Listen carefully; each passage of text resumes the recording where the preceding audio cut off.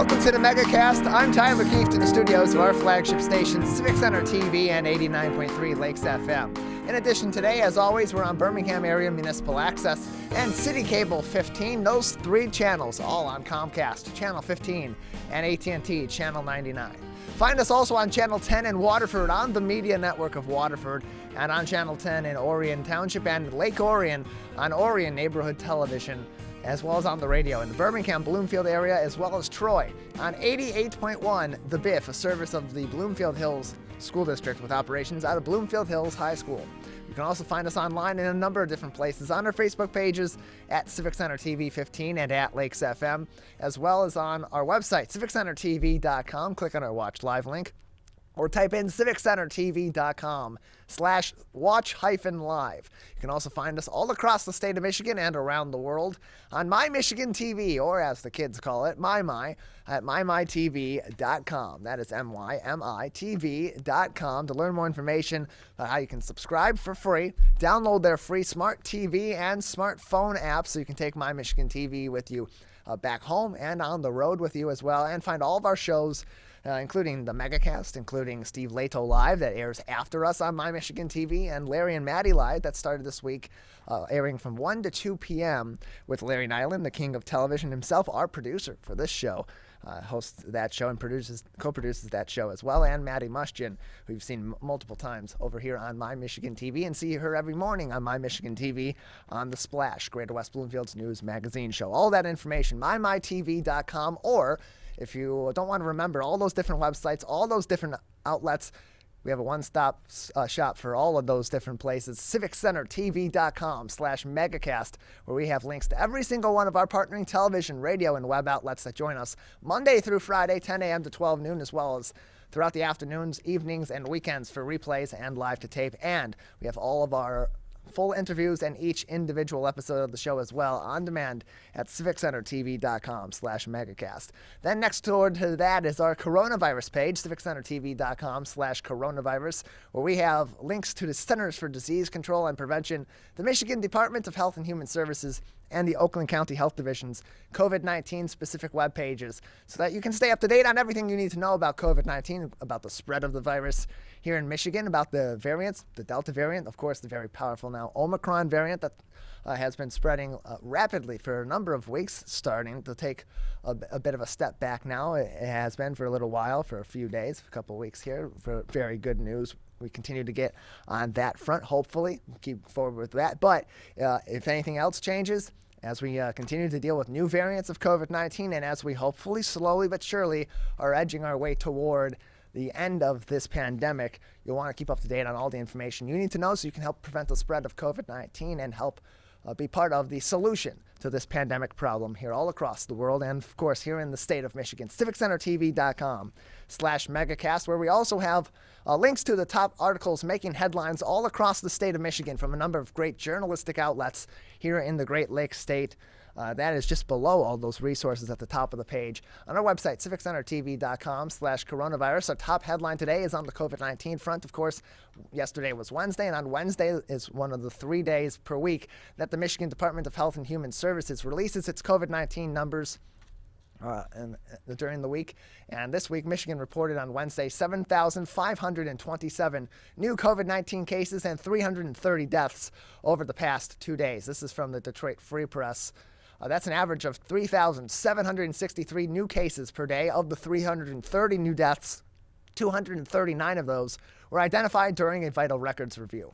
Michigan now has a total of 2,026,646 confirmed cases and 30,747 confirmed deaths from COVID-19 since March of 2020, when the pandemic began. Michigan had a positivity rate of 10.81% on Tuesday, reporting that 4,475 of the 41,365 diagnostic tests that were given results to the state had positive results. The state has a fatality rate of 1.5% among known cases, according to data from the state health department. Michigan also reported 290,225 probable cases of COVID-19 and an additional 2,539 probable deaths. The probable cases combined with confirmed cases make up a total of 2,316,871 cases and 33,286 deaths. That article from the Detroit Free Press on our website at civiccentertv.com/coronavirus. Also making headlines today, as we mentioned on previous editions of the show, and has been making headlines with protests against COVID-19 restrictions in place in Canada. There continues to be a protest among truckers up there and others that want a complete end to the COVID-19 restrictions across that nation. And that's, of course, affecting us here in the state of Michigan and, of course, all across the U.S. As we have a blockade at the Ambassador Bridge. And now with traffic continuing to be rerouted to Port Huron to the Blue Water Bridge, the Detroit News reports delays at the Blue Water Bridge in Port Huron are upwards of 4 hours.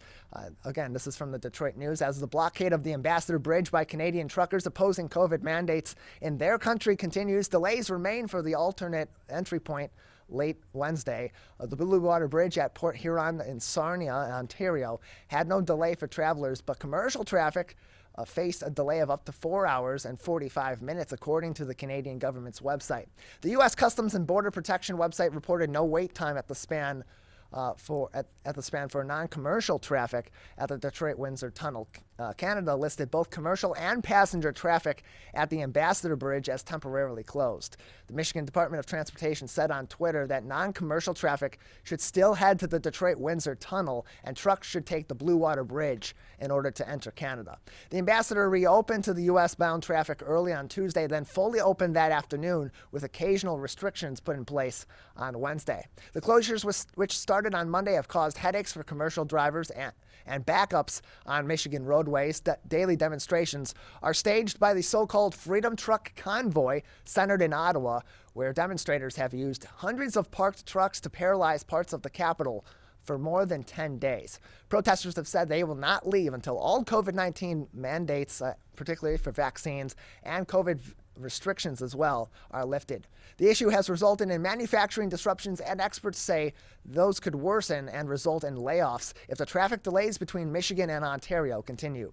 White House Press Secretary Jen Psaki on Wednesday said that President Joe Biden, quote, is focused on this and we are working very closely, end close quote, with the Homeland Security Department and the Canadian government to reroute commerce and alleviate the situation. But the grassroots nature of the Freedom Convoy's illegal blockade can make that difficult for authorities to negotiate a resolution. Windsor Mayor Drew Dilkins said. That full article from our friends at the Detroit News on our website, civiccentertv.com/coronavirus. And skipping back to an article we had to cut for time previously, but still very important here in the state of Michigan. This is a really interesting article from Bridge, Michigan about higher education. As Governor Whitmer pitches Michigan education, there continues to be a lag in college enrollment here in the Great Lakes state. College enrollment among Michigan high school graduates continues to lag compared to pre-pandemic rates, a challenge that could impact the state's economy for years to come if it's not addressed.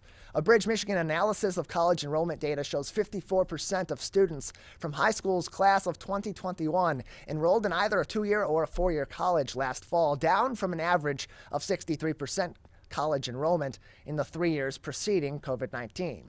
Declines were seen across much of the state in wealthy and impoverished areas alike. Michigan high schools sent about 9,000 fewer students to college last fall than would have been expected before COVID-19. In the past 2 pandemic years, the total rose to 17,500 fewer recent grads enrolling in college. The drop was worse for 2-year colleges, with 16% of Michigan high school graduates enrolling last fall, down from pre-pandemic averages of 24%. Enrollment in 4-year colleges rebounded slightly last fall to 37% of high school graduates, up from the fall of 2020, but still well below the 39% rate before COVID-19 hit. College access experts say sluggish enrollment numbers are discouraging for multiple reasons. Studies show people with college degrees generally receive higher wages and a more highly educated workforce would boost Michigan's economy and allow the state to attract and fill more high-skilled jobs. Boosting post-secondary attainment has been a signature goal of the governor's administration, who first in her State of the State speech in 2019 urged the state to raise its rate of working-age adults with a certificate or college degree from 44% to 60% by the year 2030. Since the pandemic, Governor Whitmer has rolled out a slew of ambitious initiatives to make college more accessible, including free tuition programs. Her proposed education budget, to be released on Wednesday of this week, and has at this point been released, is geared toward better supporting K-12 schools, including economically disadvantaged students who already enroll in post-secondary education at lower rates. In addition to boosting per pupil funding, the Whitmer budget seeks $222 million for more low-income students, $30.8 million for vocational education and career tech, and $361 million for student mental health. Michigan College Access Network Executive Director Ryan Fewen-Bliss said he is worried about the latest enrollment numbers, saying they could affect the workforce for years. Business owners are moving toward robotics and machinery, and the way to avoid displaced workers in the process is to produce more highly skilled workers, he says. For example, they can still be the person who designs services or installs the robots. Quote, "We are going to need more talent who have certificates and degrees to fill these jobs," said Fewen-Bliss, continuing on. "But again, we're pinching the pipeline because our students aren't going to college right now, so there won't be people to fill those jobs," and close quote. The median wage for Michigan workers 1 year after they receive a high school diploma is $12,400 and rises to $19,800 after 5 years, according to MI School Data, a state data repository. Paychecks improved dramatically for college grads. The median income for someone with a 2-year degree is $33,700 after 1 year and $39,600 after 5 years. For somebody with a 4-year bachelor's degree, it rises from $39,300 to $52,900. While low-income students and students of color enroll in post-secondary programs at lower rates than white students, Bridges analysis indicates college enrollment fell across the board in much of Michigan, from the richest suburban districts to the poorest schools. Consider, in the Bloomfield Hills district in Oakland County, one of the wealthiest in the state, 87.1% of graduating high school students enrolled in a 2- or 4-year college pre-pandemic. That rate fell to 73.9% last fall. Other wealthy districts such as Forest Hills, Birmingham, Troy, and Rochester all saw similar college enrollment fall.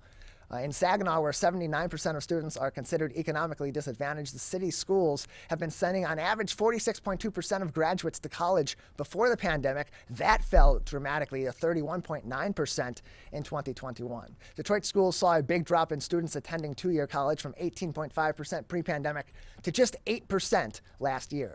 However, the student enrollment rate for 4-year colleges rose from 33.8% to 38.6%. Even more details from that article from Bridge, Michigan, on our website, civiccentertv.com/coronavirus. Highly encourage you to read that article, as well as supporting materials that are in there, in an updated version of that article that includes links to the Governor Whitmer budget for 2022 on the education front that was mentioned in that article. All those articles, as well as those helpful links from the CDC, the NBHHS, and the Oakland County Health Division, are on our website, civiccentertv.com/coronavirus. We have a great show ahead of you today on this Thursday edition of the Megacast. Coming up next, Michelle Wooddell, Democratic candidate for Michigan's new 12th congressional district, will join us on the show. At the bottom of the hour, David Rinke and Erica Gunaka from the Farmington Players will join us to preview their upcoming show, Tokens of Affection, which will premiere this week on February 11th. At 11 o'clock, Matt Marini, the CEO of Puck Hockey, a premium hockey apparel brand made right here in the state of Michigan, will join us in the first interview slot of the Michigan Megacast. Tamara Bolden, then at 11:20 from the United Way of Southeastern Michigan, will join us to talk about the 211 program and all the different things that all the different services that people can obtain through 211 should they be in need. And then at 11:40, Tanisha Burton, the founder of Today is the Day, a Share Detroit-supported charity and nonprofit, will join us on the program to cap off today's edition of the show. That's all coming up next. You're watching and listening to the Megacast. Parents do a lot of worrying. Get your kids caught up on childhood vaccines to protect them from these 14 preventable diseases, and you'll have 14 fewer things to worry about. Vaccines are safe and effective and save lives. So let's get caught up on vaccines and worry about something else. Get the facts at ivaccinate.org.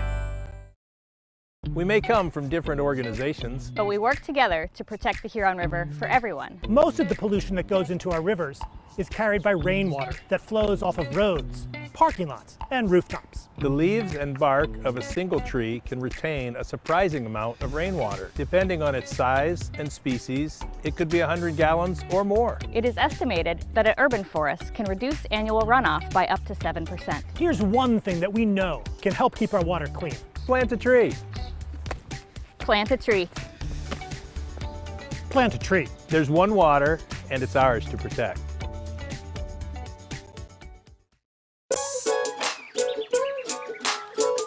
One of the things you can look for in your friends is a change in behavior. These can be big changes, they can be small changes in mood, physical appearance. They may be sleeping less or sleeping more, drinking more, or their eating patterns may be different. One big change that can be pretty obvious is change in motivation. Do they no longer want to play basketball? Do they no longer want to play video games? Now that we're spending more time online and in virtual settings, it's really important to pay attention to the language that your friend is using and the words they're using to communicate. So when we text our friends, are they taking longer amounts of time to respond? Are they not responding at all? You don't have to be an expert to try to recognize these signs. The second that you feel it in your gut and that you're concerned, that's the second to have the conversation and open the door to what might be going on. Whatever gets you talking. Today, it is easier than ever to join Michigan's Organ Donor Registry and help build a bridge of hope for organ, tissue, and eye donation. Just one person can potentially save or help improve the lives of up to 75 people. By joining, your legacy could be the gift of life. Sign up today at michigan.gov/SOS or at any of the more than 145 Secretary of State self-service stations located across Michigan. Be part of Michigan's Bridge of Hope by adding your name to the Organ Donor Registry. When times get dark, we can't see the help that's all around us. When you don't know where to turn, let 211 be your guiding light.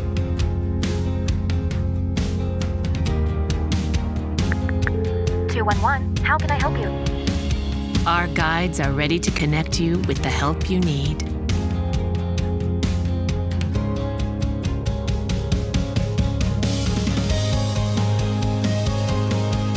For help with food, healthcare, mental health, and other resources, call 211 or visit 211.org. 211. Get connected, get help.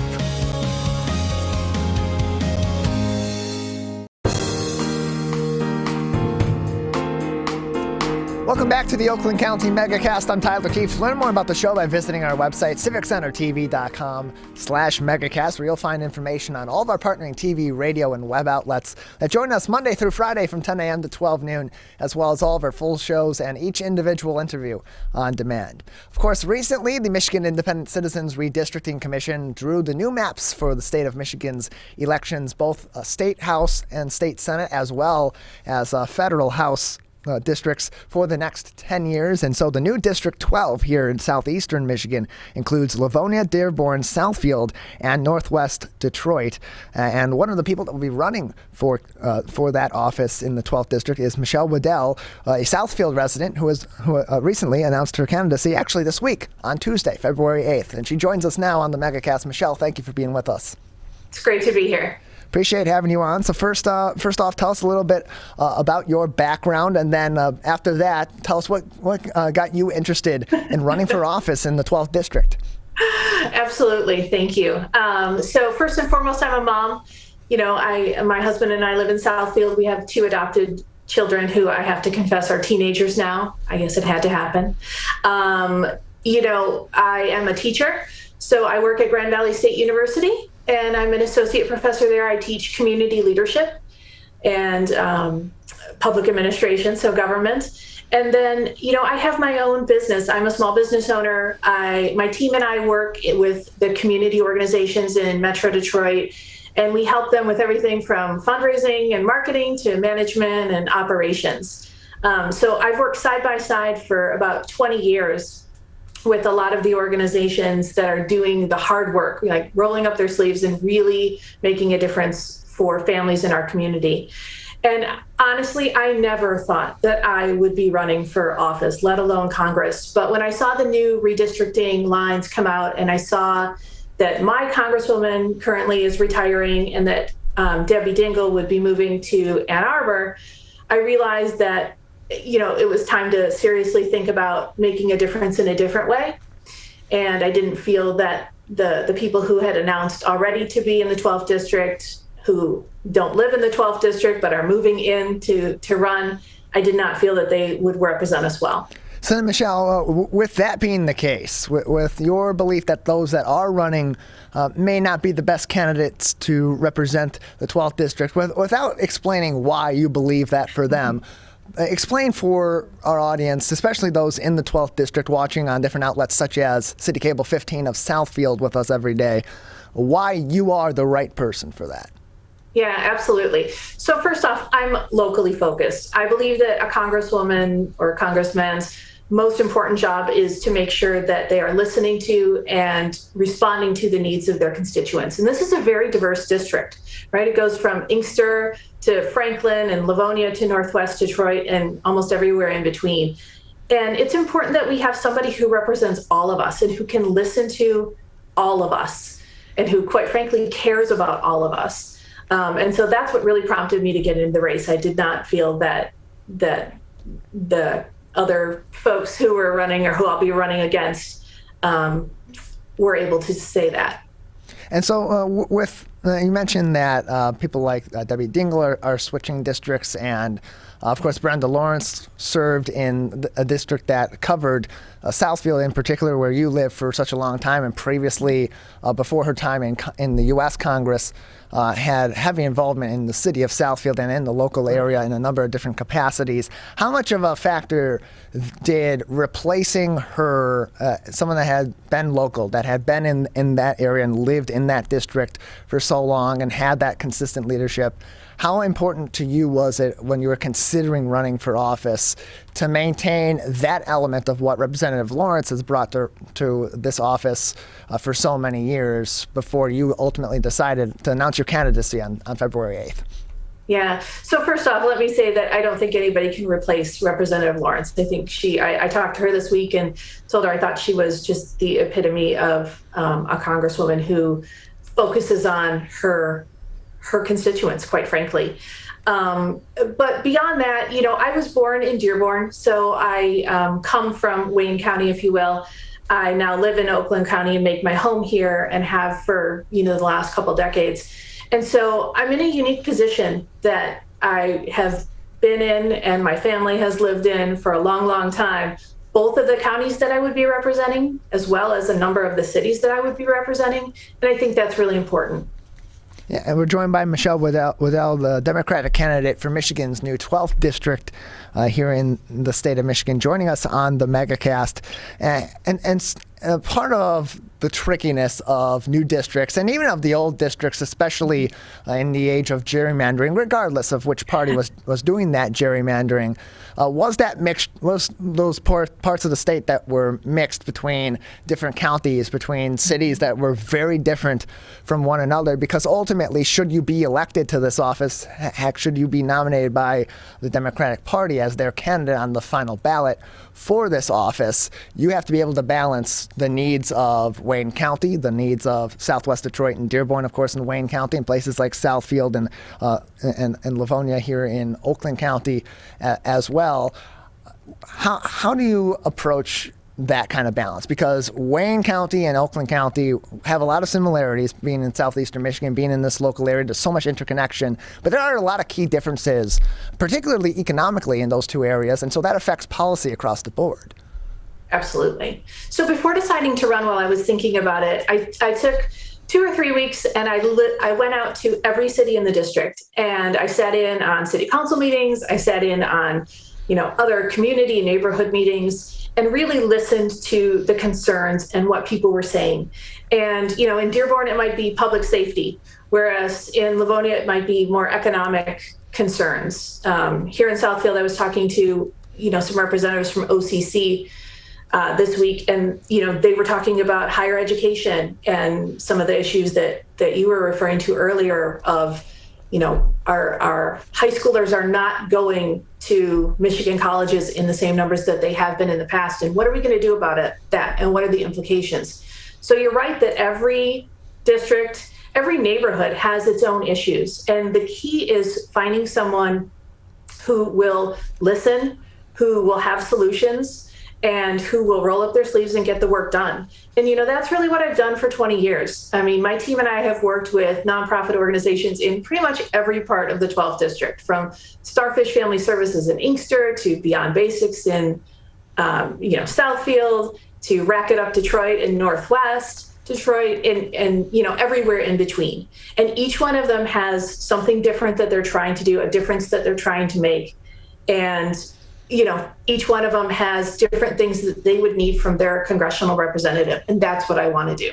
We're joined by Michelle Wooddell, Democratic candidate for Michigan's 12th congressional district, joining us on the Megacast. Announced her candidacy on February 8th, just earlier on this week. A University of Michigan and Wayne State alumnus, also currently a tenured associate professor at Grand Valley State University. And you mentioned work with nonprofits and your work in the community through a nonprofit that you actually found, Nonprofit Spot LLC, in 2013. That's your business that you found, helping to connect some of these different nonprofits. How does that experience help to inform your abilities or your skill set, better yet, that you would be able to put toward supporting our local area, both the parts of Wayne County and Oakland County in this particular district at the federal level by taking over the seat?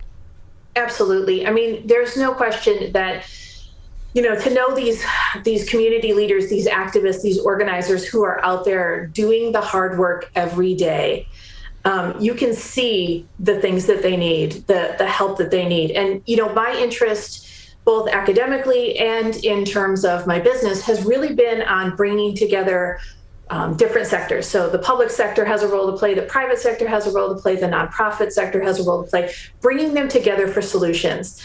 Before we got on, I was listening to the advertisement for 211. It took me back to 20 years ago, 25 years ago, when I was part of putting 211 together. And it really required, the United Way, it required business leaders, it required, the public entities in the city of Detroit and Wayne County, and everybody having to come together to really make sure that we could get a system that worked for everybody.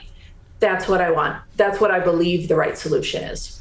And so what do we need to make that happen, Michelle? What do you believe that we need? Because it seems like, especially of late in the last several years, that the political divides in our local area that has such a great mixture of those that lean Democrat, those that lean Republican, those that are moderate or are in the middle and maybe bounce between affiliation with candidates from one party versus another. It seems that those divides, that rift, has gotten larger and larger over time. And so being able to work through solutions, especially in such a partisan political landscape that we're in right now, and balancing the needs of people with a variety of different beliefs can be really difficult. How do you plan, should you be elected to office, and even in your campaign as you're trying to unite your district and ultimately get their vote, to help bridge that divide?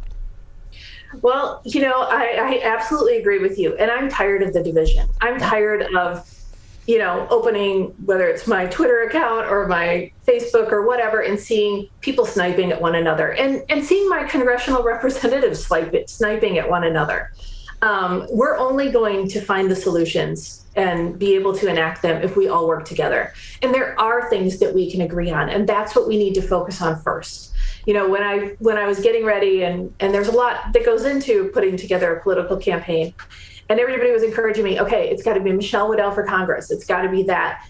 Actually, my website is uniteth12th.com. It does not have my name in it because it's not about me. Yes, I would be the representative of the district, but it's really about the 770,000 people that I would represent and what their needs are.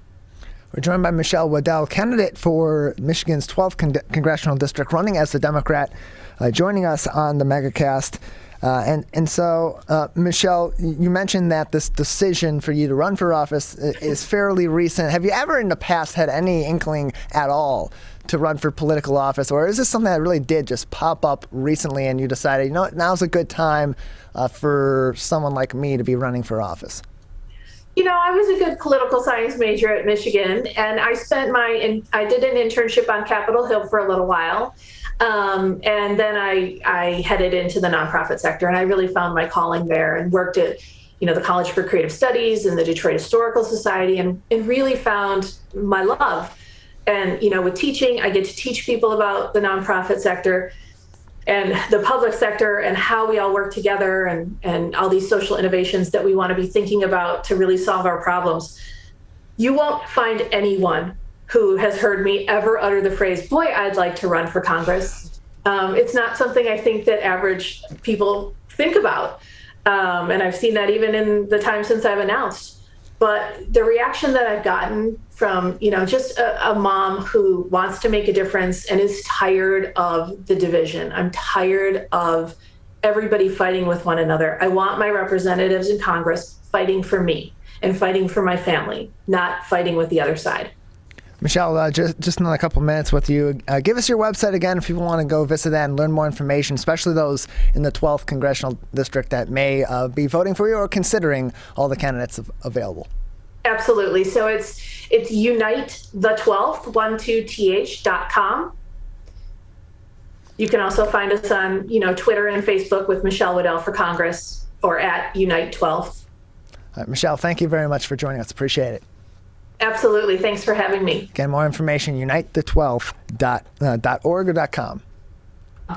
.com. Thank you very much. Unite12th.com. Thank you very much, Michelle Wooddell, Democratic candidate for Michigan's 12th Congressional District, for joining us on the Megacast. And again, we're going to be reaching out to candidates in many different districts, those that are running in the primaries, those that ultimately will be running in the general for the final vote in these positions on both sides of the aisle. So, yes, we just interviewed a Democrat, and we're going to be reaching out to Republicans also. And if you'd like to be on the show and you're also running in the 12th District, or you'd like the 12th District to learn about you, feel free to reach out to us, civiccentertv.com/megacast. Fill out the form at the bottom of that page, your name, your email, the subject, and a message. Tell us a little bit about your candidate and where we can get more information, and we'll reach out. We want to hear from our political candidates as we go into a very challenging political year, and of course, give people a full overview as best as is possible, and an equal opportunity to all the candidates as well. We're going to take a break here on the Megacast. We're going to switch things up a little bit. Our apologies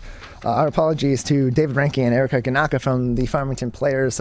We had some technical difficulties with them. They're not going to be able to be on today's edition of the show, but fear not, we have another person that very generously joined us in our 10:40 slot. Will Werner, the co-owner of Mongers Provisions in Berkeley and Midtown Detroit, will join us next. You're watching and listening to the Megacast.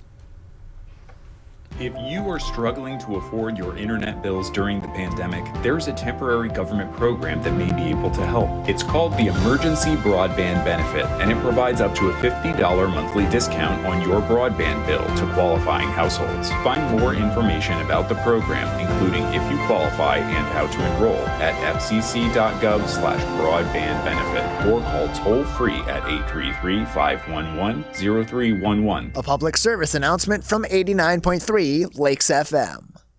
Whether you're the city, The county. or the Huron River Watershed Council. We work together to protect water resources for everyone. Most of the pollution entering our rivers is carried by rainwater that runs off roads, parking lots, and rooftops. a rain garden helps catch stormwater runoff. Rain gardens and their plants help dirty runoff soak into the ground. You can do your part to help keep our water clean. Learn about rain gardens and native plants.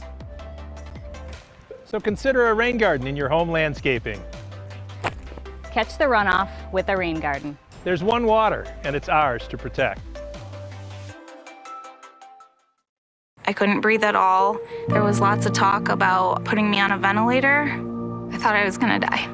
I was 39 weeks pregnant and had a scheduled C-section. During that time, I got COVID and was hospitalized for a month. I had a blood clot in my lungs. It caused me to go into right-sided heart failure. I was really scared. I kept texting my husband and my mom, telling them how scared I was, and I was worried that he was going to grow up without a mom.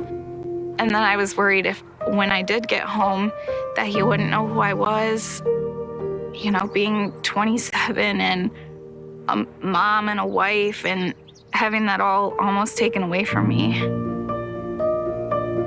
It's scary. And if a vaccine can prevent that from happening, why not? Get your vaccine. I don't want this to happen to anybody else. A message from the staff of Michigan's Crime Victim Compensation Program. Anyone can be a victim of crime and suffer lasting trauma, physically, emotionally, and financially. But you are not alone. If you're struggling financially due to a crime, we're here for you. Find out if you qualify for crime victim compensation. Call 877-251-7373 or visit michigan.gov/crime-victim. A message from the Michigan Department of Health and Human Services, Division of Victim Services. If you are struggling to afford your internet bills during the pandemic, there's a temporary government program that may be able to help. It's called the Emergency Broadband Benefit, and it provides up to a $50 monthly discount on your broadband bill to qualifying households. Find more information about the program, including if you qualify and how to enroll, at fcc.gov/broadbandbenefit or call toll-free at 833-511-0311. A public service announcement from 89.3 Lakes FM. You see certain things get reincarnated in your children. My daughter is very much inspired by my wife's artistic pursuits. So my daughter started making necklaces. She makes what we call affirmation fashion. I tell her every day that your black is beautiful. Your black is beautiful. Your black is beautiful. And if there's anything better than being beautiful, it's being smart. And if there's anything better than being smart, it's being kind.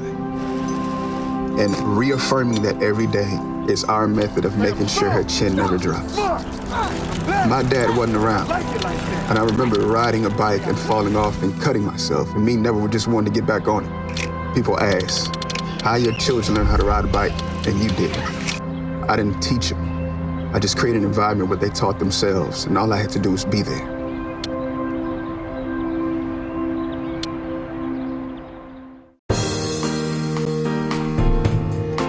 Welcome back to the Megacast. I'm Tyler Keefe. To learn more about the Oakland County Megacast by visiting civiccentertv.com and clicking on the Megacast link. We'll learn more about every station that joins us live from 10 a.m. to 12 noon, Monday through Friday, as well as live to tape. And find all of our shows and each interview on demand, civiccentertv.com/Megacast. Joining us now from Mongers Provisions, the co-owner of this location, both in Berkeley and in Midtown Detroit, is Will Werner. Will, thank you for being with us today. Thank you. Appreciate having you on. So first off, tell us about Mongers Provisions. What services do you provide? Where you're located, of course, in Berkeley and in Midtown.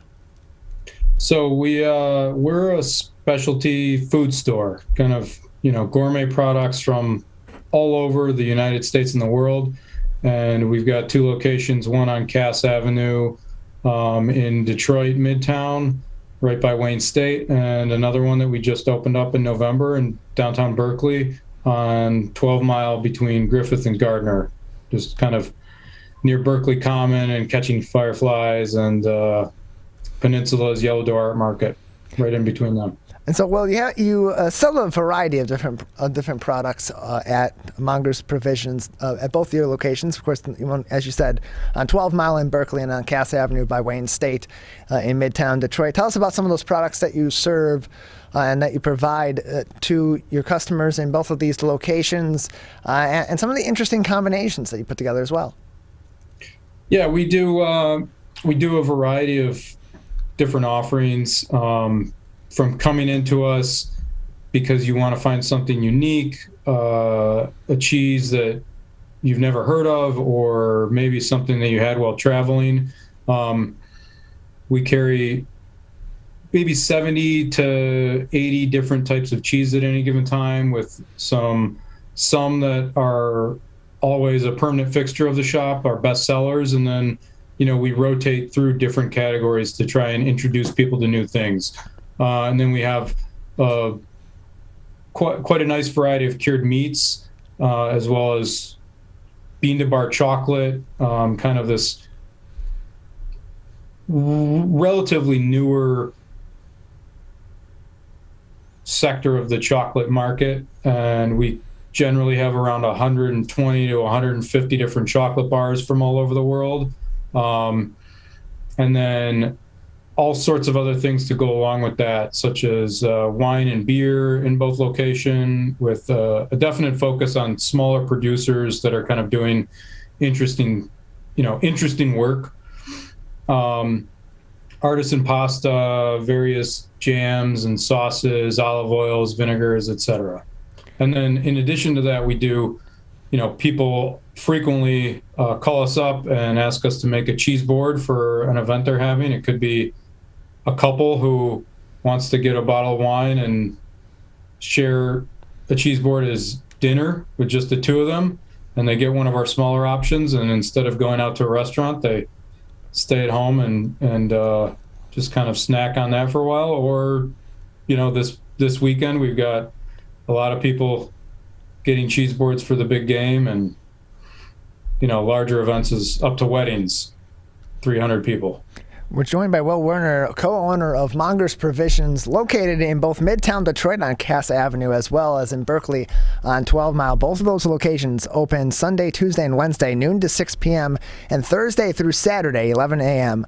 until 7 p.m. They're currently closed on Monday. Masks are required for all guests at both locations. And so, Will, why the decision to primarily focus on cheese and chocolate and cured meats? That's kind of an odd triad of different provisions to be focusing on. But why those three of all different things you can choose to be selling at a shop such as yours?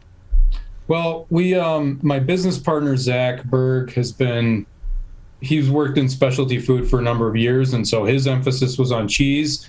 And then around the time we, formulated the business, I got really into chocolate, specifically this type of kind of bean to bar chocolate. And I just found it to be fascinating in terms of where it's growing and how it's made and the different flavors that you can get depending on how the chocolate is handled, the cacao beans are handled, and the genetics of the trees and the geography of where the beans are coming from. And we like this idea of creating a retail business around food, but where we get to talk a lot about kind of using food as a medium to travel. And there's a lot of the cheeses and cured meats are made in the, extreme northern and southern latitudes. And so one thing that was interesting just from the travel perspective is chocolate got us talking about the center belt of the world in the tropics in a way that wasn't available because, dairy and cheese production isn't as big in Indonesia and, Central America and Equatorial Africa.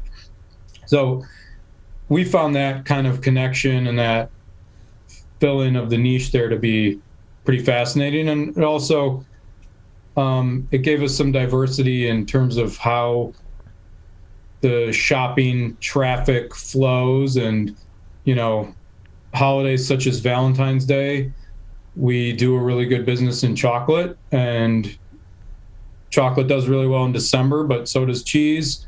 And then other times of the year in the summer, the cheese and other products do a lot better than the chocolate. So it helped kind of balance out some of the cyclical nature of being in specialty retail. We're joined by Will Werner, co-owner of Mongers Provisions, located in Midtown Detroit and now also in Berkeley on 12 Mile Road between Griffith and Gardner. Free parking in the back of the building there at their location in Berkeley. And so, Will, I did want to ask, the Berkeley location's a new location. Of course, you've been in Midtown Detroit, but now you're also in Berkeley. Why the decision to open a new location, and then why Berkeley for that location? We started initially in Ferndale, off of Woodward Heights in Ferndale, and that was our first kind of semi-permanent pop-up location. And so we had established a good customer base. We made a lot of friends up here, and then we got the opportunity to open the store in Midtown, and we jumped on it. We liked the location there, so we opened that up. When we initially opened in Ferndale, I think our thought was we would open a bigger store somewhere up here. And then when the Midtown opportunity presented itself, we went ahead with that first, and then decided to do a larger suburban location a little farther down the line. And then COVID happened, and we have been looking, we've been looking for spots in the suburbs for the last 2.5 years. And eventually we found this this building at 3127 12 Mile. And when we walked it, we really liked it. It's, you know, it was a good layout. It was the right size. We loved the parking, the ease of parking in the back, classic original tin ceilings from the 40s. And we really were into the, you know, both the aesthetics and the amenities, as well as the location.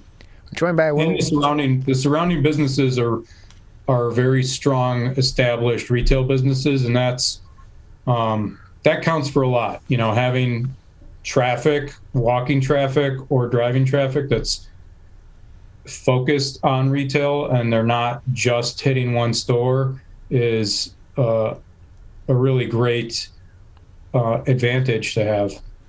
We're joined by Will Werner, co-owner of Mongers Provisions, located in Berkeley here in Oakland County, as well as in Midtown Detroit on Cass Avenue over there by Wayne State University. More information on the website, mongersprovisions.com. That is mongersprovisions.com. And of course, Will, you had mentioned that we have the big game coming up this weekend, the Super Bowl, and then we also have Valentine's Day coming up on Monday of next week. Both nights that are really big for cheese and chocolate in particular, but between the two of them, the common denominator there would be chocolate. You have a background in chocolate, so for different occasions or just in general, what should people be looking for when they're trying to broaden their horizons, particularly with chocolate? You know, we really like to help do just that, broaden horizons and kind of introduce new things to people. So we always say, if you've never tried a single origin chocolate, meaning a chocolate where all the beans are from, you know, one location, and the chocolate's being made to kind of highlight the uniqueness of those beans, that's definitely something we like to do. We do a lot of tasting in the store and have most of our products available to taste, whether it's cheese or chocolate. And especially prior to COVID, we did, you know, it was very ingrained in all of the employees and all of our team members that, you know, getting people introduced to new foods is a really crucial part of our job. And so we often will take a chocolate from, you know, Madagascar and say, try this, and just a plain dark chocolate, 75%, and give somebody something that's maybe roasted a little darker and the beans are from another location, like, you know, Ghana or Cote d'Ivoire, and have them try both and compare the two. And, you know, it's night and day. And people will sometimes say, oh, I'm not going to be able to tell the difference, and they taste it, and it's really easy to tell the difference. Yeah, it really is a worldwide experience when you are tasting these different provisions from different parts of the world and that are prepared in a variety of different ways. We're joined by Will Werner, co-owner of Mongers Provisions, located in 2 locations, in Berkeley as well as in Midtown Detroit. Learn more information by visiting their website at mongersprovisions.com. Will, just another couple minutes with you before we'll say goodbye. As people are preparing for the big game this weekend, for a get-together with friends and family, and maybe they're preparing a charcuterie board with perfect cheese or just a different combination of cheeses for the games. Any tips on preparing those spreads or preparing those charcuterie boards for this weekend's events? Variety is the spice of life. So when we're doing boards that we're making in the store, one thing that we always do is try to have at least a couple different textures and as well as colors represented in the cheeses. You know, you see orange cheese and white cheese. spicy meats and salamis, and then things that are what we call whole muscle charcuterie, like prosciutto or speck, where you've got something that hasn't been, mixed and ground, but is cured in its whole form. But also different milk types. We really, really like to, when possible, have something from cow's milk, sheep's milk, and goat's milk, because they all have their unique characteristics. So you want the board to be visually appealing. You want it to be colorful, and definitely have different flavors. And so milk types,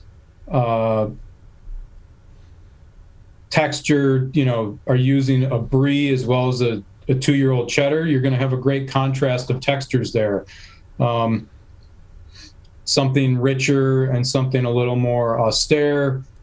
That contrast really makes for a wonderful board. And it also means that you'll have something for everybody. When your guests come over, you'll be able to find something on that board usually that is going to make them really happy. More information on mongersprovisions.com and how you can get in contact with them as well if you'd like to order some cheese or some chocolate or a spread or a collection, one of their Valentine's Day collections as well for the upcoming holiday that's priced at $110. You can learn more information on the website, mongersprovisions.com. Will, thank you very much for being with us today.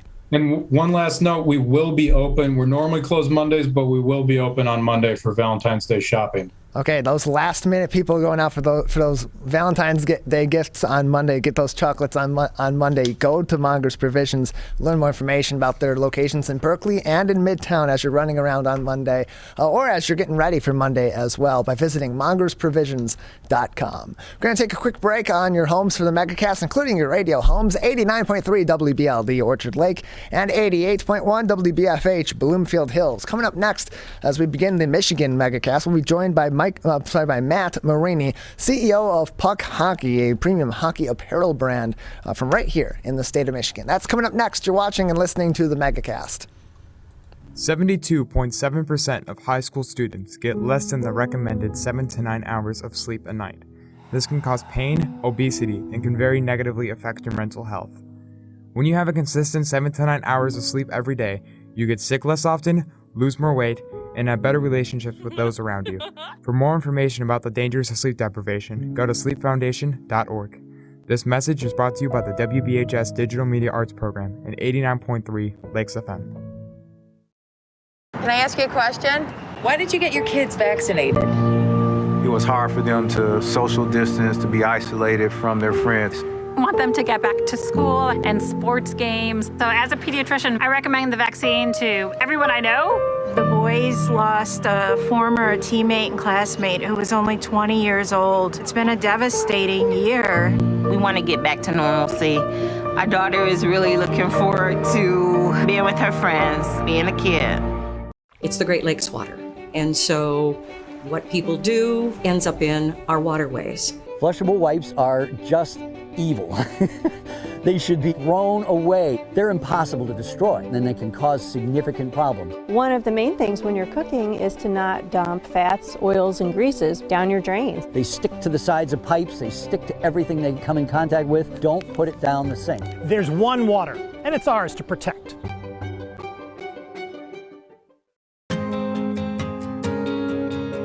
When times get dark,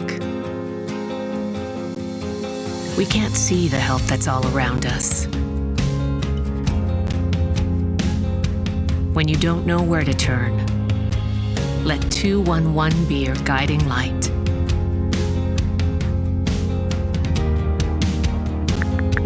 211, how can I help you? Our guides are ready to connect you with the help you need.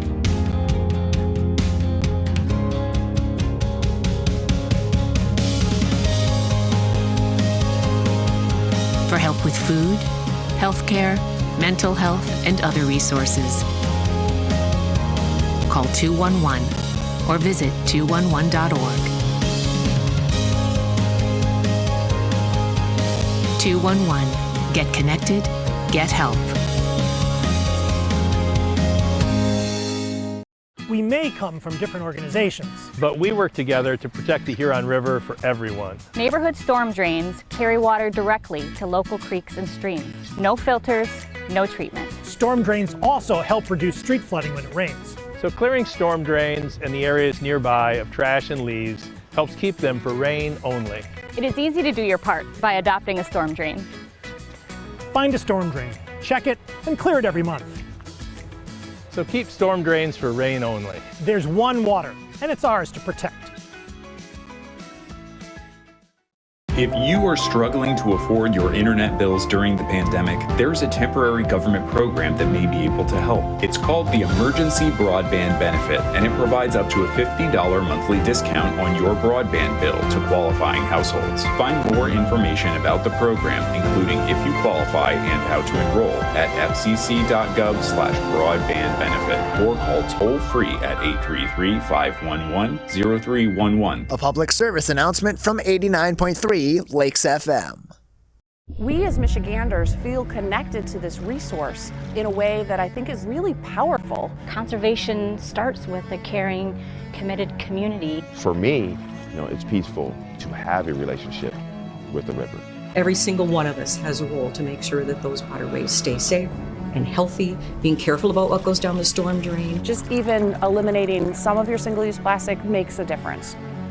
There's one water, and it's ours to protect.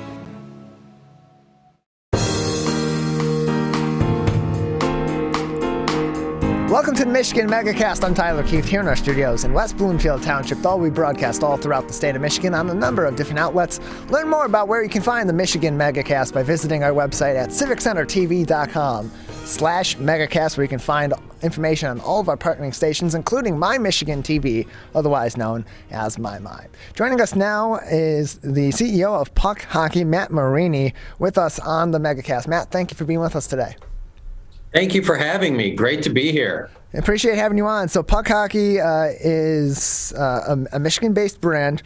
It is a premium hockey apparel brand. What inspired you to begin this apparel brand, a brand of hockey apparel specifically, and what sets Puck Hockey apparel apart from other hockey apparel that you can get from a number of different outlets?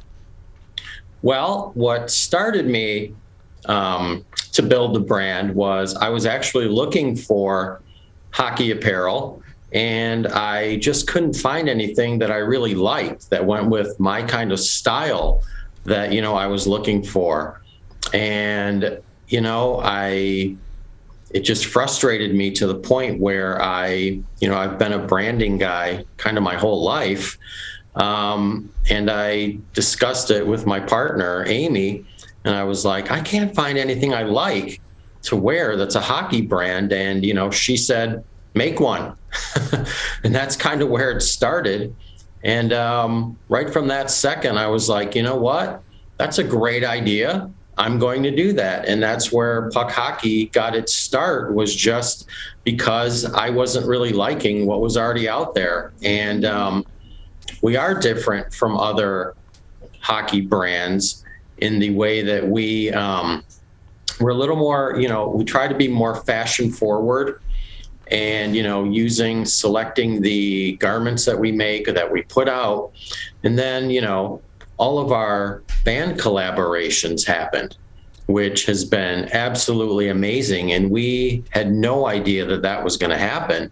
And it's just kind of continued to grow and grow and grow. And now, we're to the point where I'm getting bands reaching out to the brand, along with, of course, I reach out to bands and management and labels as well. But now, like I said, we're at a point where we're getting attention, and we're getting people approaching us to do collaborations. So it's been really fun, been a crazy ride. Yeah, and it's interesting too, because just looking at your website and looking at some of the collection that you have at puckhockey.com, that's Puck HCKY, as you can see if you're viewing us on the Megacast behind Matt at his office there, .com, puckhockey.com. It's not just hockey-specific apparel. It's not just the signature hockey sweater that everyone knows they've seen on the ice before if they're watching college hockey, if they're watching the Red Wings or the NHL or international hockey during the Olympic season like this.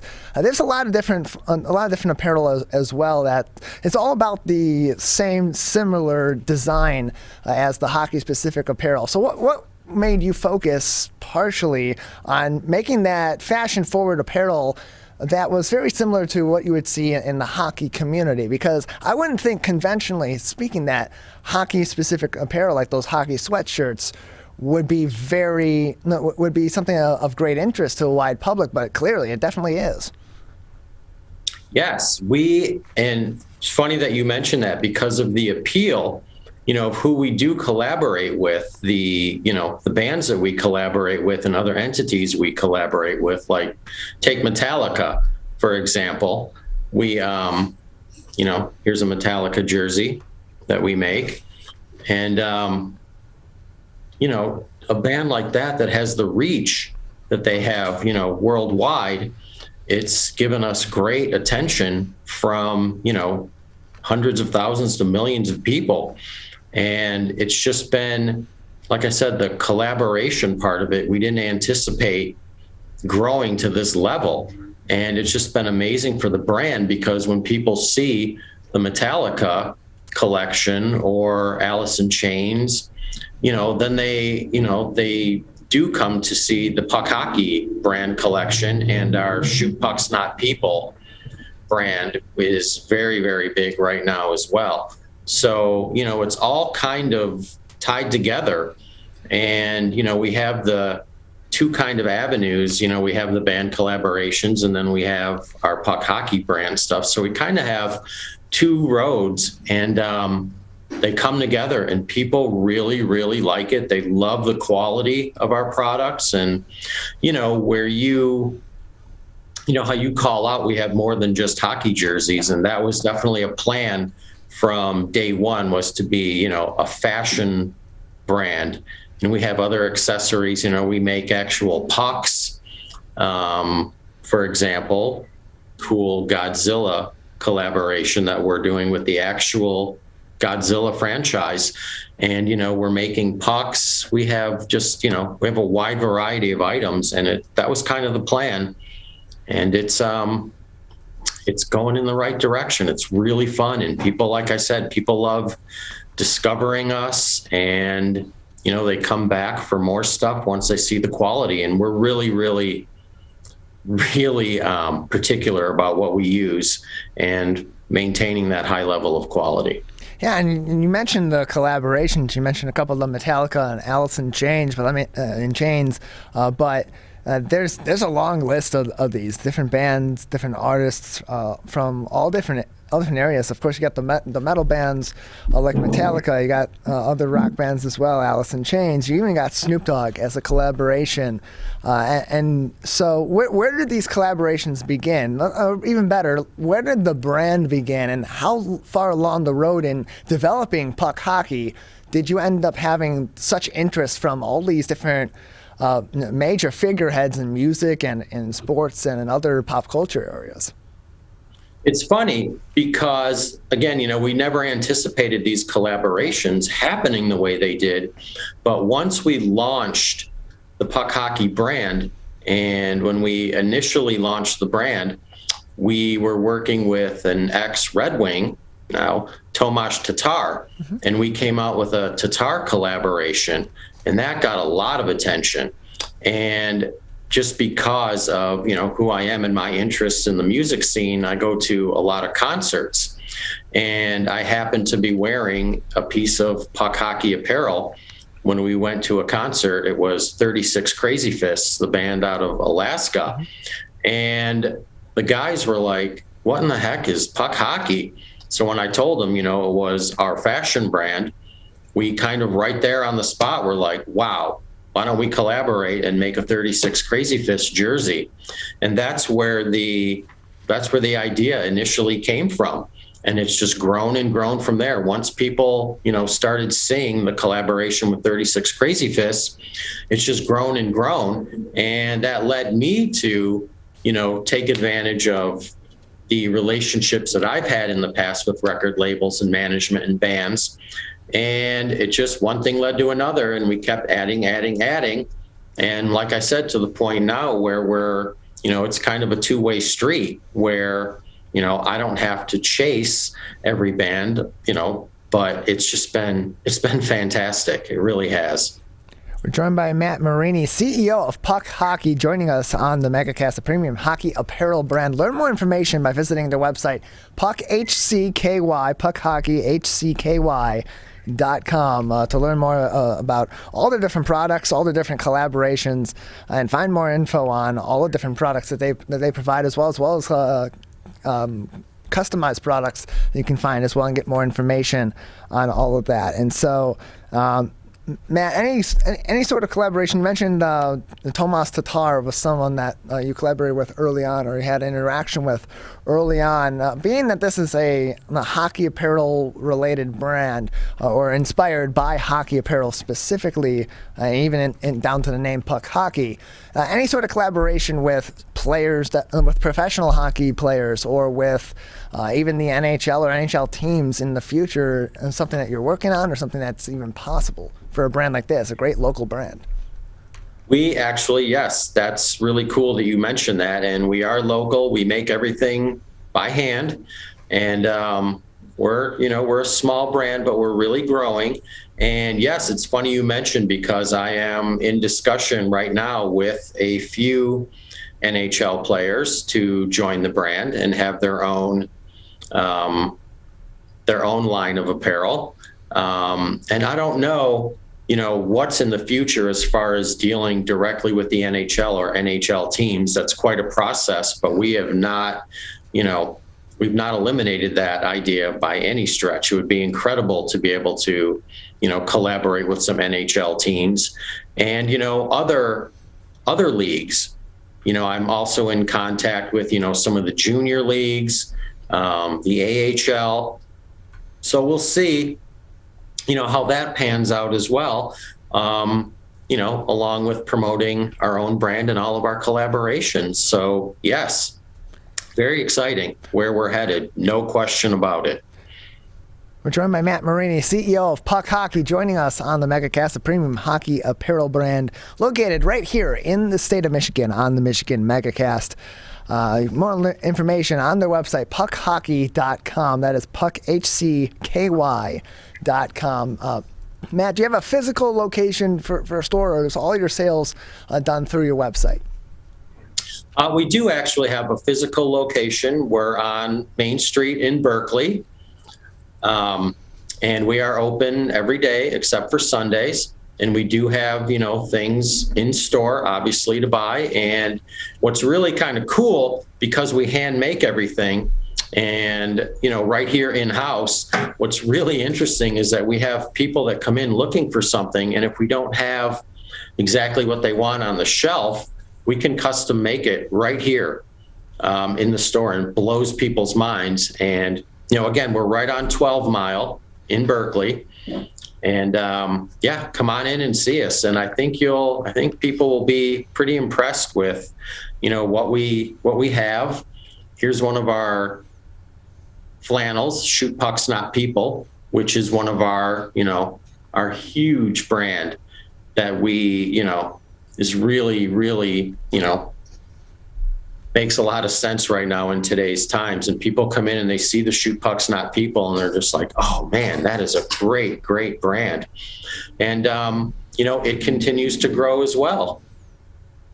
And you can learn more information on the website, puckhcky.com, puckhcky.com, about all the different brands, all the different products, as well as information on customization of products as well. Should you like to make some of your own customized products from Puck Hockey and their premium hockey apparel brand. And so I want to talk about that advertising note too. Premium hockey apparel brand. Now, when people think premium, they're thinking one of two things. They're either thinking, okay, this is going to be ridiculously expensive, especially for an apparel brand advertising itself as premium, or they're going to think this is really highly made with really high quality and really intricately designed. Sometimes it's a fusion of both. So for those that may be having some concerns of this is a great brand and I'd really love to wear some of this apparel or get some of these products, or they're on the more optimistic note saying these are really great, these look amazing, they're made with high quality.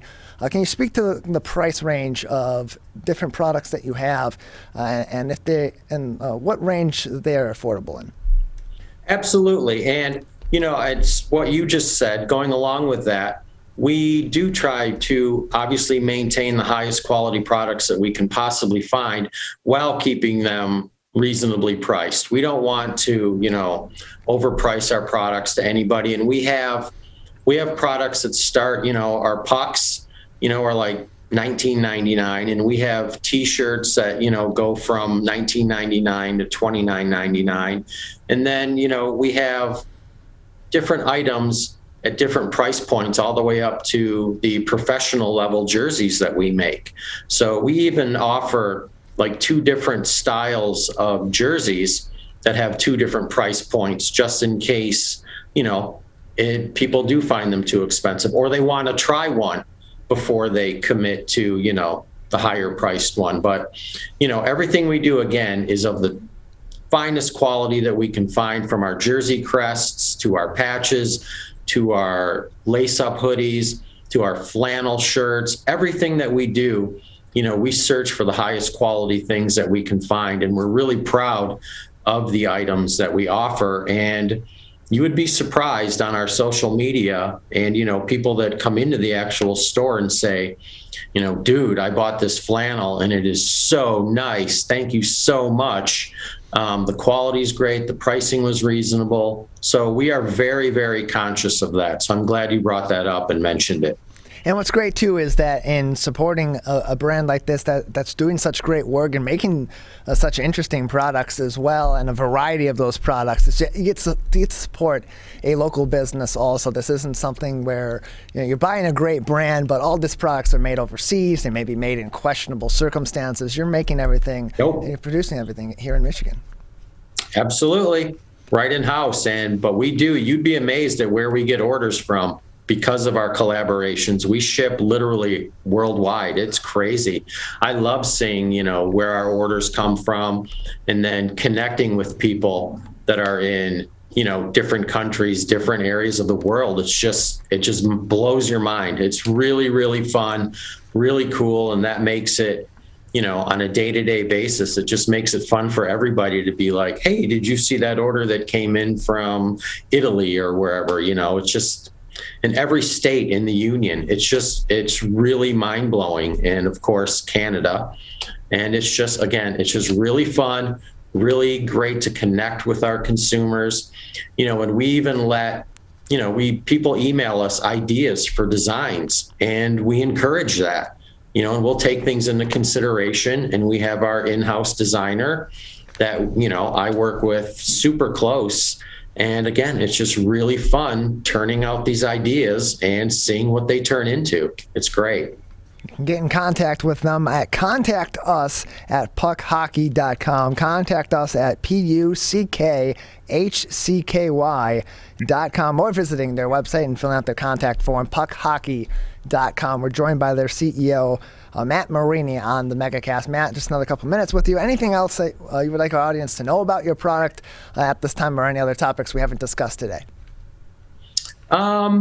Just really, really focusing on, the quality of the products, the branding, the direction we're heading with it, our collaborations. We're growing day by day, and we're actually branching out. It seems like, a lot of our collaboration partners are, heavy music, but we're branching out beyond just heavy stuff. We have some rap coming. We have some big launches coming with some really big artists that I think people are going to be genuinely surprised with. So we've probably got another probably dozen to 20 artists that we haven't even launched yet. And we've got some big ones, and I can probably unveil it here. We've got Sure. Guns N' Roses collaboration coming soon, as well as Black Sabbath and Rob Zombie. So we've got some really fun, cool things. And then, like I said, we do have some actual NHL players coming, and we're just branching out in all kinds of directions. And we don't want to be pigeonholed, as only having, heavy artists, because we're branching out into all kinds of different things. And, the Godzilla collaboration was something really unique for us. That's really fun. That's going to grow. So, we encourage people to come see us, come to the store, meet us, shake our hand, talk to us. We love talking to people that are, that show an interest in the brand. It's really fun. And we just want to be known as that cool little company that, happens to work with Guns N' Roses. It's great. It's really, really fun. And it blows people's minds. They're just like, what? No way. And we have, our stuff makes really unique gifts for people. And, people, when they see the stuff, again, when you see it, it just blows their mind. So, with Valentine's Day coming up, giving a jersey to your loved one or a hat or anything, even stickers, whatever. It's just, again, it just blows people's minds. And, I just can't emphasize enough, from the, our hats and stickers and T-shirts and raglans and flannels, hats, everything. Again, we strive to make it the highest quality that we possibly can. And that's first and foremost. So, and we really like that people appreciate that, and they're noticing it. Our hard work is not going for no reason. People really like what we put out, and we love that. Well, Matt, thank you very much for joining us. Appreciate your time and telling us more about this great Michigan brand. Thank you so much for having me. And again, go to puckhockey.com, www.puckhcky.com, and it's fantastic. And check us out where, our social media is consistent, and we're always putting up cool stuff with our collaboration partners. And every day is something new. So come definitely see us if you're local or coming to town. Definitely come on in and say hi. At their store in Berkeley and online, puckhockey.com, puckHCKY.com. Thank you very much, Matt. Thank you so much. Really appreciate it.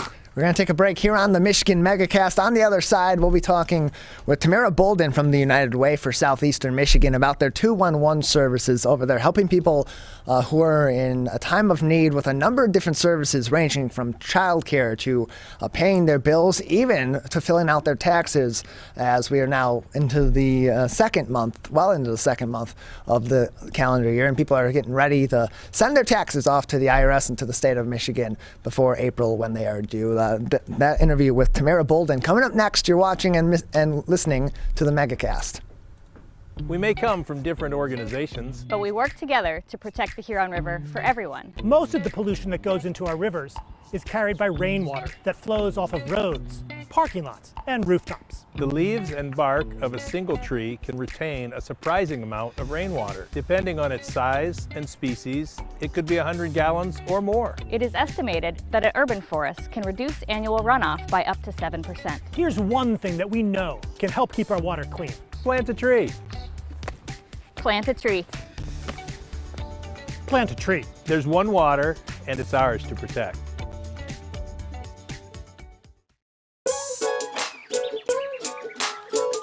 One of the things you can look for in your friends is a change in behavior. These can be big changes, they can be small changes in mood, physical appearance. They may be sleeping less or sleeping more, drinking more, or their eating patterns may be different. One big change that can be pretty obvious is change in motivation. Do they no longer want to play basketball? Do they no longer want to play video games? Now that we're spending more time online and in virtual settings, it's really important to pay attention to the language that your friend is using and the words they're using to communicate. So when we text our friends, are they taking longer amounts of time to respond? Are they not responding at all? You don't have to be an expert to try to recognize these signs. The second that you feel it in your gut and that you're concerned, that's the second to have the conversation and open the door to what might be going on. Whatever gets you talking.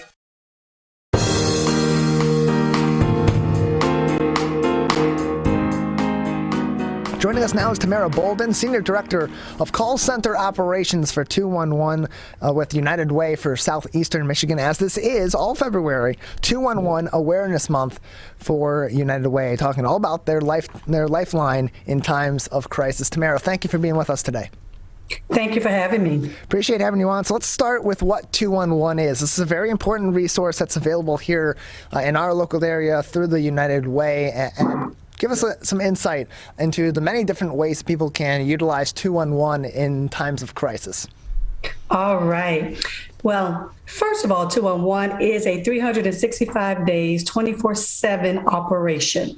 So if someone is experiencing crisis around food insecurity, utilities, shelters needing somewhere to go, warming stations because it's so cold, taxes. Right now we're in tax season and you need some support and can't afford to pay for your taxes to get done, you can call 211. So there's many reasons you can call 211. Those are some of the ways that we assist people who are in crisis.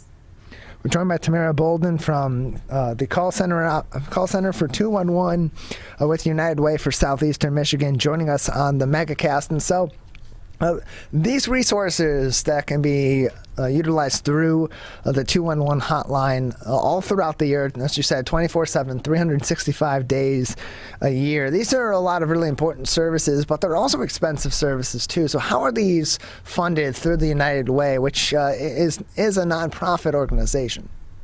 Yes, actually, to run a call center 211, it costs millions of dollars, probably a little bit over $2 million.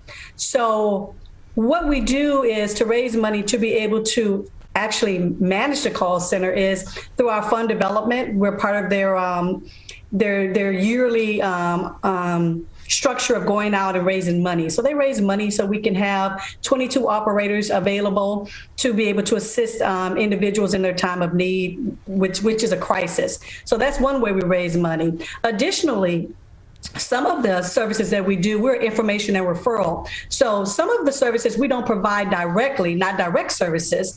We actually are the person who holds the information. So if someone calls us, we can get them over to the organization to get to be able to apply for that assistance. Now, some of those organizations do apply for grants through United Way and micro grants through the United Way. So the people who are out there on the front lines helping individuals who are struggling, they do apply for grants throughout the year with United Way. We're joined by Tamara Bolden, Senior Director of Call Center Operations for 211 through the United Way of Southeastern Michigan, joining us on the Megacast. And it's interesting because with all these different services, they range from help with childcare, mounting bills, shelter for the night. As you said, even tax help is among the services that can be provided through the 211 hotline. That's a lot of different areas of expertise to help various people throughout the day and throughout the year deal with. So what goes into the training, or at least into the recruitment of these call center operators that are helping all these people? Because I would imagine they got to be a little bit of an expert in all these different areas to point these clients ultimately in the right direction. Well, actually, I'm glad you said that. We have a rigorous process to be able to work in the call center. So therefore, on the front end of it, where we interview people, we do 100 survey question, then we do 2 interviews, and then we do a 2-week training. And we do ongoing weekly training through AIRS to make sure that all information is updated and readily available. So we do constant training. So you do have to be a person that can manage a lot of information and process it. And as things change, imagine in the pandemic, we had all this information in our database and it changed in an instance. So we had to reach out to all these over 10,000 agencies to say, hey, what are your operations? When are you open? When are you closed? How will you serve people? All of that information had to be changed in an instant just to manage the pandemic. And we were able to do that. We have a database team, or where we manage our database. So we got a team of 5 people that are working constantly to keep that information current.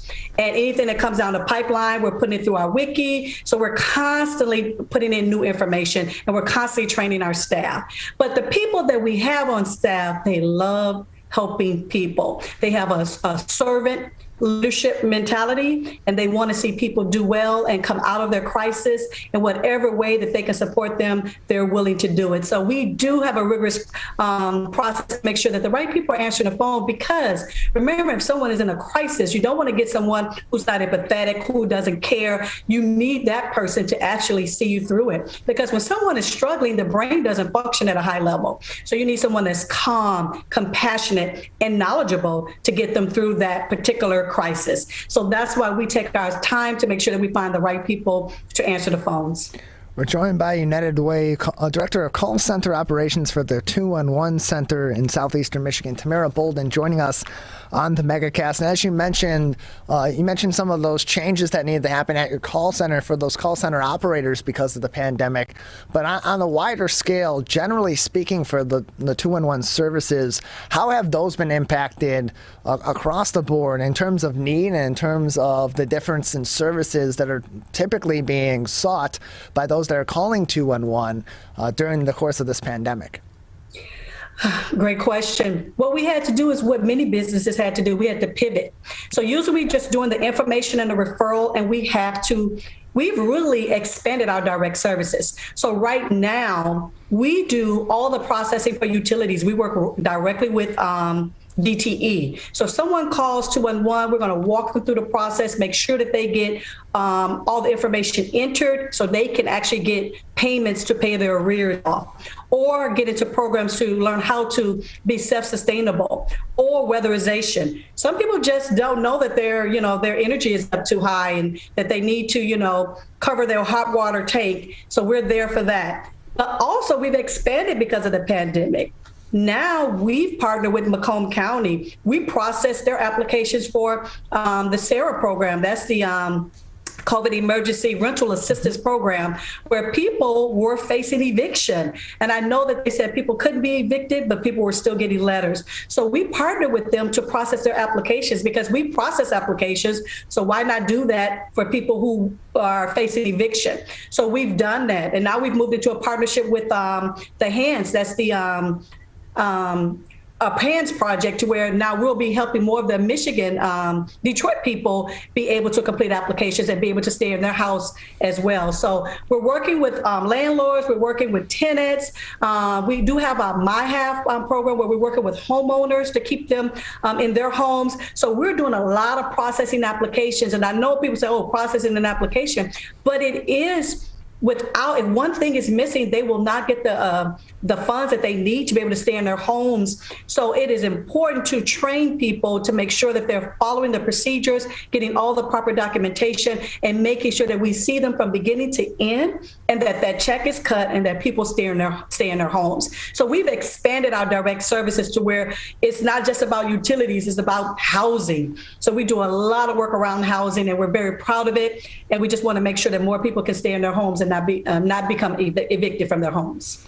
We're joined by Tanisha Burton, Senior Director of Call Center Operations for the 211 Call Center through the United Way of Southeastern Michigan. That's not just over the phone, however, that you can get these 211 services. Is that correct, Tanisha? What are some other ways that if people are in need of the 211 services, they don't have time to call, their issues may not be so urgent that they need help over a phone call? There are other ways people can get access to these services.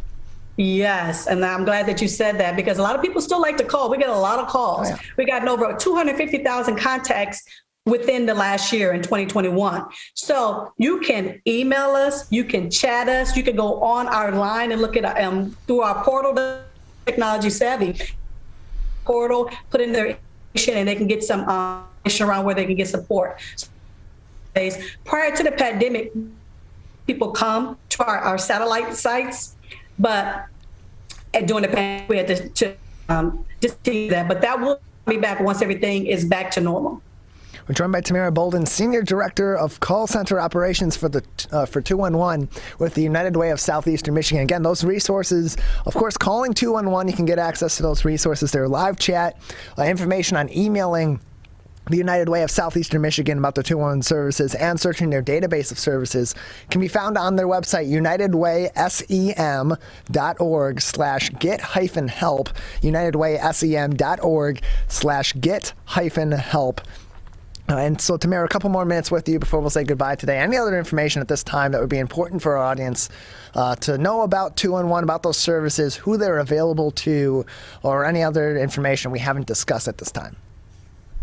The thing I would like to lift up is that it is National 211 Awareness Month. So this whole month, we're out talking about 211, making sure more people know about us. I know a lot of people say, well, everybody knows about 211, but there's really a lot of people who've been impacted by the pandemic that have never needed resources before. So we have a new target audience. So we're trying to make sure that we get the word out about 211 and call us if you're in a crisis. So that's one thing where it's National 211 Awareness Month. But also on February the 11th is the 211 Celebration Day. It's a national day that we celebrate 211. So we're so proud of the work that our staff is doing, that we're doing throughout Michigan with the other call centers. So we're excited about that, and we just want to stop and honor them on that day. We're continuing to lobby to get additional funding to make sure that we can broaden the scope of the work that we do within 211. So we're excited about that. And we just want to say that regardless if you think that you qualify for something or not, because of the pandemic, the FPLs have been raised. And as a result of that, more people are qualifying for resources. So if you've never qualified before, please don't think, oh, I can't get anything. Think, I'm going to try and see. Call us up. We will walk you through it.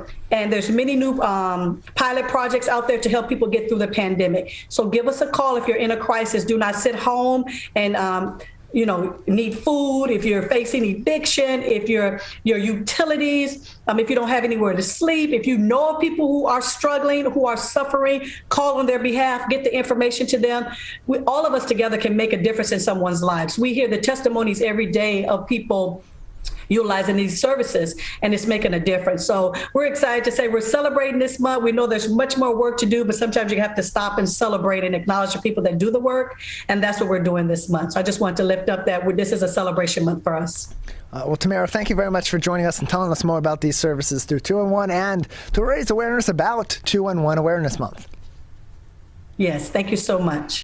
Today, it is easier than ever to join Michigan's Organ Donor Registry and help build a bridge of hope for organ, tissue, and eye donation. Just one person can potentially save or help improve the lives of up to 75 people. By joining, your legacy could be the gift of life. Sign up today at michigan.gov/SOS or at any of the more than 145 Secretary of State self-service stations located across Michigan. Be part of Michigan's Bridge of Hope by adding your name to the Organ Donor Registry. When times get dark, we can't see the help that's all around us. When you don't know where to turn, let 211 be your guiding light.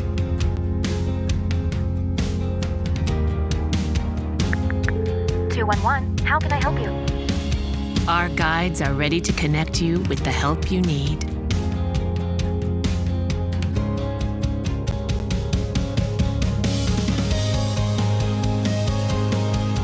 For help with food, healthcare, mental health, and other resources, call 211 or visit 211.org. 211. Get connected, get help. If you are struggling to afford your internet bills during the pandemic, there's a temporary government program that may be able to help. It's called the Emergency Broadband Benefit, and it provides up to a $50 monthly discount on your broadband bill to qualifying households. Find more information about the program, including if you qualify and how to enroll, at fcc.gov/broadbandbenefit or call toll-free at 833-511-0311. A public service announcement from 89.3 Lakes FM. Whether you're the city, the county, or the Huron River Watershed Council, we work together to protect water resources for everyone. Most of the pollution entering our rivers is carried by rainwater that runs off roads, parking lots, and rooftops. a rain garden helps catch stormwater runoff. Rain gardens and their plants help dirty runoff soak into the ground. You can do your part to help keep our water clean. Learn about rain gardens and native plants. So consider a rain garden in your home landscaping. Catch the runoff with a rain garden. There's one water, and it's ours to protect. I couldn't breathe at all. There was lots of talk about putting me on a ventilator. I thought I was gonna die. I was 39 weeks pregnant and had a scheduled C-section. During that time, I got COVID and was hospitalized for a month. I had a blood clot in my lungs. It caused me to go into right-sided heart failure. I was really scared. I kept texting my husband and my mom, telling them how scared I was, and I was worried that he was gonna grow up without a mom. And then I was worried if, when I did get home, that he wouldn't know who I was. You know, being 27 and a mom and a wife and having that all almost taken away from me. It's scary, and if a vaccine can prevent that from happening, why not? Get your vaccine. I don't want this to happen to anybody else. A message from the staff of Michigan's Crime Victim Compensation Program. Anyone can be a victim of crime and suffer lasting trauma, physically, emotionally, and financially. But you are not alone. If you're struggling financially due to a crime, we're here for you. Find out if you qualify for crime victim compensation.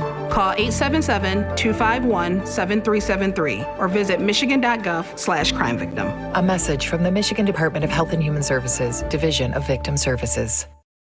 If you are struggling to afford your internet bills during the pandemic, there's a temporary government program that may be able to help. It's called the Emergency Broadband Benefit, and it provides up to a $50 monthly discount on your broadband bill to qualifying households. Find more information about the program, including if you qualify and how to enroll, at fcc.gov/broadbandbenefit or call toll-free at 833-511-0311. A public service announcement from 89.3 Lakes FM. You see certain things get reincarnated in your children. My daughter is very much inspired by my wife's artistic pursuits. So my daughter started making necklaces. She makes what we call affirmation fashion. I tell her every day that your black is beautiful. Your black is beautiful. Your black is beautiful. And if there's anything better than being beautiful, it's being smart. And if there's anything better than being smart, it's being kind. And reaffirming that every day is our method of making sure her chin never drops. My dad wasn't around, and I remember riding a bike and falling off and cutting myself, and me never just wanted to get back on it. People ask, how your children learn how to ride a bike, and you did. I didn't teach them. I just created an environment where they taught themselves, and all I had to do was be there.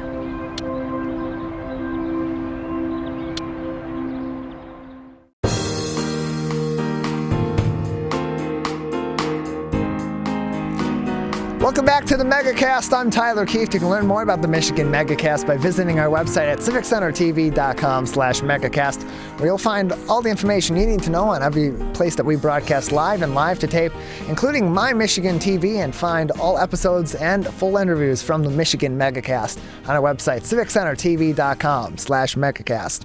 Joining us now is Tanisha Burton. She is the founder of Today is the Day, one of almost 300 charities and nonprofits supported by Share Detroit. And you can learn more information on sharedetroit.org and on todayisthedayinc.com. Tanisha, thank you for being with us today. Thank you for having me. Appreciate having you on. So first off, tell us about your organization. Who does it serve? What is the mission of Today is the Day? And how can people get involved with your organization? So Today is the Day. We service the LGBT community and their families. Our mission is more than about LGBT rights. We help families we bring the LGBT youth together in their families. We bring that bond, the love and relationship between the parent and the child. We put them with the confidence, the skills to be who they want to be. We're joined by Tanisha Burton, the founder of Today is the Day, a shared Detroit supported charity and nonprofit, joining us on the Megacast. And so you offer a number of different workshops and training programs and support groups as well to LGBT youth in our local area and our families also. Can you tell us about some of those different programs that are available and the ways that they can benefit these people in our youth community as well as their families? Yeah, so we have a lot of, we do a lot of enrichment programs. Like, to start off, like we have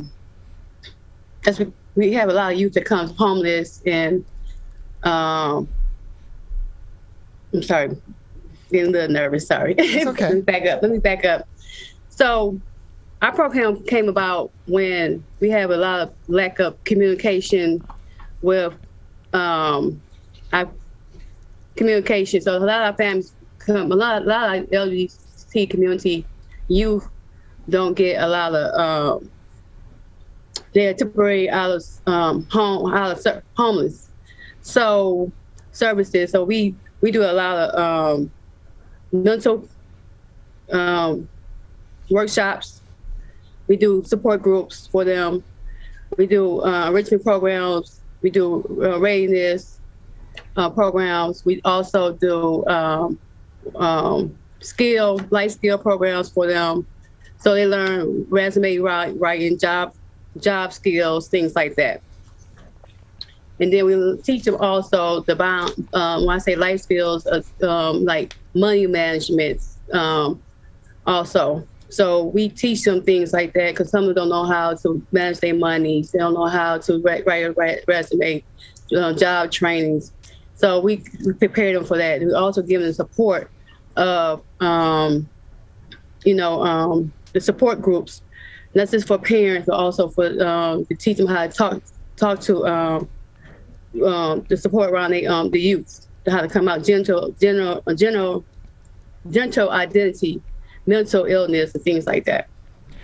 We're joined by Tanisha Burton, founder of Today is the Day, a shared Detroit supported charity nonprofit. Visit todayistheday.inc.com to learn more information about the organization. So Tanisha, you're the founder of the organization. And you run it alongside Jasmine Wright, who is your daughter, your mother and daughter team. What inspired you to begin Today is the Day? What did you see out in our community and in our society that prompted you to say there are needs out there that need to be covered, and I can help the people of our local area? Okay. So when we first started in 2017, my daughter, when I as a parent, it was a lot of discrimination. So I couldn't get resources when my daughter came out as a trans woman. My daughter is a trans woman, Jasmine Wright. So when my daughter is she was in high school, and as a high school student going to the 9th grade, I was just trying to get the small resources to get the medical treatment of what I need to do to keep her safe in school. And so it was a lot of discrimination from her being in school as a teacher. Teachers discriminating against my child, not getting her to work or getting the education that she needed for herself, because she wanted to be as a transgender woman. So, as a single parent going through that and trying to get resources, that's how Today's Day came about. So, I had to fight so hard just to get the rights to get small things for her to be recognized as a trans woman. So when I had, when she went to go to school, wanted to call her Jazz, they wouldn't do it. And when they wanted to, when she, people called her out, this the mindset, she couldn't be safe in school, so I had to fight for her to be safe at school. So parents need to recognize that if your child lives a certain way, it's all right. It's nothing wrong. It's nothing wrong as a parent. You did wrong, because your child feels they live a different lifestyle. So this discrimination, that's how they come about. So we have too many parents don't know the resources that their child can have, the child needs to have when they, to be safe in life. They put their child out, or they feel discriminated against, or they feel like they don't have like they did something wrong. But the support and stuff, as in medical wise too, we have too many kids out here taking each other medications. When they go through the transgender thing, they ain't getting the mental services they need to support the mental services because their parents is not supporting them. They get put on the streets. The lack of support, the lack of encouragement. It's a lot of lack of things that children go through. So that's how today's day came about. So me and Jess, so when people start seeing that the parent was standing behind, when I started saying, okay, let me show these parents there are different resources out here. When I started going to hearing board, when I started standing behind Jasmine, showing that getting the services, the mental services for her, getting the AAOC standing behind me, showing that she can, when she graduated from high school, she ended up, graduate with her name, Jasmine, changing her name. She came her whole, the whole thing around. So when she graduated, she was Jasmine. She wasn't who she, she was the person she wanted to be. And we can fight for our children. And I wanted to put that out there. So that's how the day came. So today's days is like who you want to be today, and that's how the day came about. And Tanisha, these services are so critical to trans youth and to their families as well, who are in similar situations or are dealing with similar challenges that Jasmine dealt with, that you dealt with, helping Jasmine be recognized as who she is. And so providing these services is such a great service to our community, to our local area, and of course to these trans youth who are just trying to live life as they are today. As you have said. We're speaking with Tanisha Burton, the founder of Today is the Day, a Shared Detroit-supported charity and nonprofit organization. Visit todayisthedayinc.com to learn more information. So Tanisha, if people are interested in some of the helpful services that Today is the Day provides, how can they get in contact with your organization and get access to some of those very helpful resources if they're dealing with some of the similar challenges that you and your daughter dealt with? Yeah, so we do. We have a website. Our website is www.todayisthedayinc.com. We do have workshops addressing sexual orientation, mental health, talking about suicide, the community, gender identity. We do also do trips and things like that. Like I said, we refer resources and things also. All this is on our website. We also we get our support groups back together, and support groups do address the ultimate violent groups for just women. We got the trans women groups for the youth, and then we have our art groups that is for everyone. That will, everybody can join. We can come together as one. And we also, like I said, we have our parent groups just for the parents that, parents can say, hey, I just need some kind of community, hey, what do I need to do for my children? I need some understanding. So, but again, you can call, go to our website, www.todayisthedayinc.com. You can also find more information on Today is the Day by visiting sharedetroit.org and looking up Today is the Day under Find Nonprofits right there on their homepage, or as Tanisha said, todaysthedayinc.com. Todaysthedayinc.com for more information. Tanisha, just another minute or two with you before we'll need to say goodbye today. Anything else that our audience should know about your organization that we didn't discuss today, or anything else you would like to say about Today is the Day? No, like I said, we've been around since 2017, but we are just a brand new organization since nonprofit since 2019, and we just getting out there. We want to get more support for our youth and parents. We want to also put out there that we are hosting in Detroit, Michigan, and we love to get more.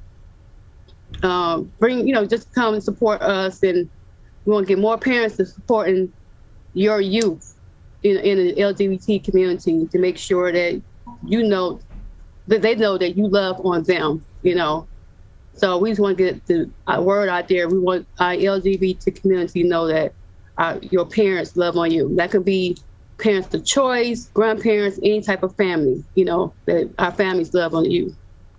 Tanisha, thank you very much for joining us on the Michigan Megacast. Thank you. Appreciate it. Learn more information about Today is the Day on their website, todayisthedayinc.com, todayisthedayinc.com, or by visiting sharedetroit.org to learn about Today is the Day and the 274 and counting other charities and nonprofits that they are supporting at this time. That is going to do it for today's edition of the Michigan Megacast. You can learn more information about our show by visiting our website on civiccentertv.com/megacast. Learn more about all of our partnering television, radio, and web outlets, and find all of our full shows and each individual interview on demand. civiccentertv.com/megacast. Big thank you to all of our guests on today's edition of the Michigan Megacast. Tanisha Burton, founder of Today is the Day, of course. Tamara Bolden from the United Way of Southeastern Michigan for being with us as well. Matt Marini, the CEO of Puck Hockey, a Michigan-based brand, for joining us on the show. Will Werner, the co-owner of Mongers Provisions, for being with us on the Megacast. And, of course, to Michelle Wooddell, Democratic candidate for the federal Congress in Michigan's new 12th congressional district. Again, all of those interviews, civiccentertv.com/megacast. On our coronavirus page at civiccentertv.com/coronavirus, you'll find more information about COVID-19 from the CDC, the MDHHS, and the Oakland County Health Division, so you can learn more information about preventing the spread of COVID-19, how it's spreading through our communities, and, of course, ever helpful information on both vaccines and on boosters. Big thank you to our crew as well for making this show happen. Calvin Brown, our technical director, and our studio producer, with me in the studio each and every day from 10 a.m.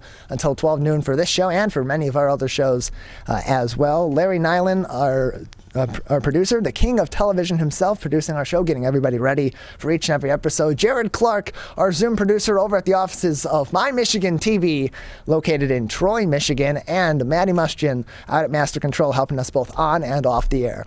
On My Michigan TV, coming up next, it is Steve Lato Live, followed by Larry and Maddie Live, and then we will be back here tomorrow morning at 10 a.m.